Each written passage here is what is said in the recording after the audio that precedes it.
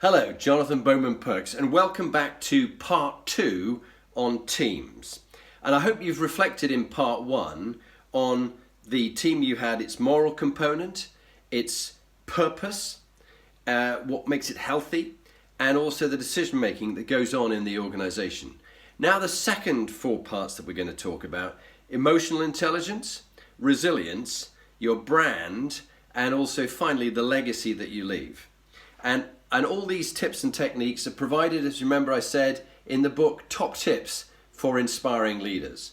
So have a read of it. It's on Amazon, but also get in touch with me if you want to talk more about your teams, and also you want to have your team assessed and have a due diligence done, what it's like in your team. Is it healthy or is it unhealthy? So let's talk about the first one, which of the second part, which is emotional intelligence. So let me just stop my watch. A little reminder for myself. Emotional intelligence.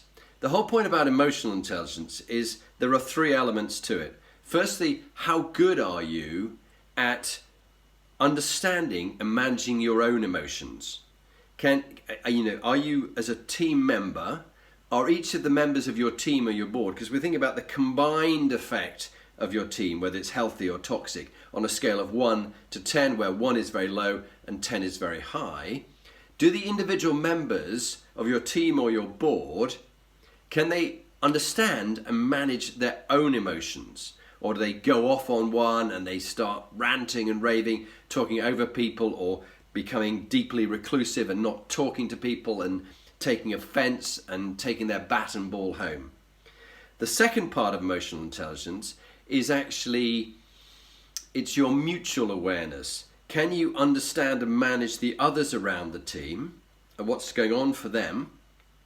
And can you persuade, influence and manage them in a healthy way? Not a manipulative way, which many try, but in a way that makes them feel good about what's going on and they feel bought into it. Do you socialize issues beforehand so there's no clashes at the time because they're brand new things? Are you prepared to have sufficient healthy conflict because you have difference of opinions, but can you understand what's going on for other people? Or are you so self-centered in your team, each of the individual members are so self-centered that they don't understand the impact of their behaviors on others or the impact of the behavior on the whole people throughout their organization?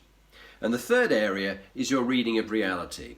Are you aware of what's going on in the marketplace, in the environment? Are you aware of what's happening throughout the organization? How good is the team on board reading what when we were studying maneuver warfare with the Germans, they called it Fingerspitzgefühl, this fingertip feel. Are you picking up what's going on in your organization? So, emotional intelligence. The next one that I want to talk about is resilience, RQ, your resilience quotient. This is your ability to cope back with setbacks, disappointments, with adversity. Things don't work out the way you planned. And I remember we were always trained when I was in the military with General von Moltke, the senior, the Prussian general who was part of the Schlieffen Plan in the First World War. And he said, no plan survives the first meeting with the enemy, yet failing to plan is planning to fail. So you must have a plan, but you've got to be prepared to change and adapt to it. Chinese have another saying. They say, fall down 7 times, get up 8 times. So it's this ability to learn from your mistakes.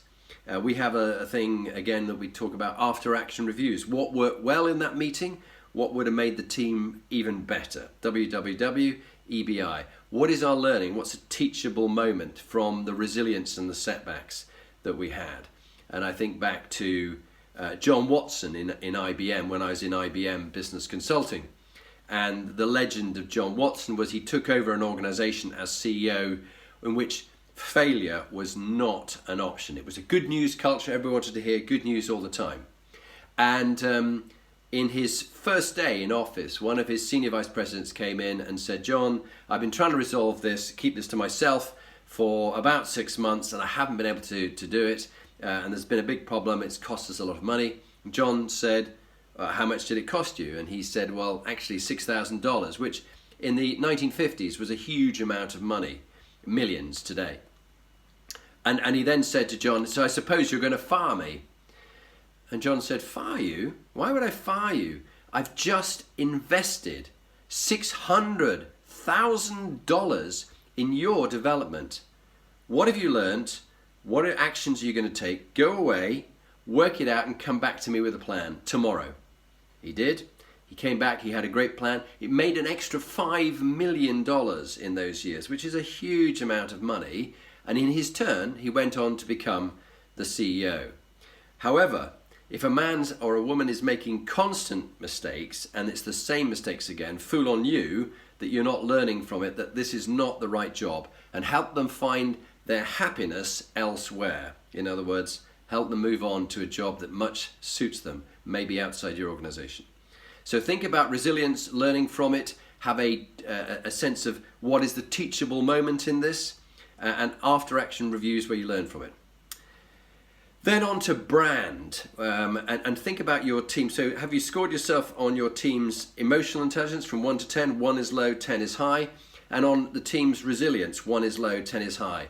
And of course, they can be very resilient, but it can affect their health, and it can become mentally dangerous, and people get ill and they're off sick. So what score would you give on that? And now on their brand, reputation, image and impact for your team, what's the brand, the reputation, the image and impact of your team or of your board? What do people say about you when you are not in the room? What is it that they say about you? And you need that from someone else independent, and this is why I do the Inspiring Leadership 360s and the telephone interviews with people, to get an understanding of how others perceive their strengths, their talents, the areas they need to improve. Because people will not tell you. As much as you think they're open with you, they don't. It needs someone as the third person to get that perspective on your brand, your reputation, your image, and your impact. Where it's toxic is people can achieve results, but everybody hates being with them. They're either a bully, a white-collar psychopath, or they're just hated, or they're not trusted. I'm often interested on the trust scale, and trust has many elements to it, but how trusted is someone on the scale of 1 where it's very low and 10 where it's very high? It's always very interesting to see how you trust people. So find out about that. And the final bit I want to talk about is the fourth and the last component. In fact, it's the 8th if we add the 2 parts of the other talk I gave you and this one, which is your legacy, LQ. So it's about your stewardship. Do you as a team and a board, the individual members in it, when you've finished your role, have you left it better than you found it, both your team and the job you do, or is it worse than you found it? Are you a good steward? Because you don't own it. A bit like our children. We don't own our children. We give birth to them, we train them, we teach them what we can, and we pass them on to the next phase of their life where they run the lives themselves. And they'll always come back to us, if you're a good parent, and sound you out. As I'm very pleased that my own children and stepchildren like to bounce ideas off me and talk about things. But the point is, what's your legacy as a team? And is it toxic or is it healthy? What scale of score would you give it? So that's the end of the thought of part 2 about top tips for inspiring leaders. Where would you see yourself on the compass, your team? Is it healthy or is it toxic?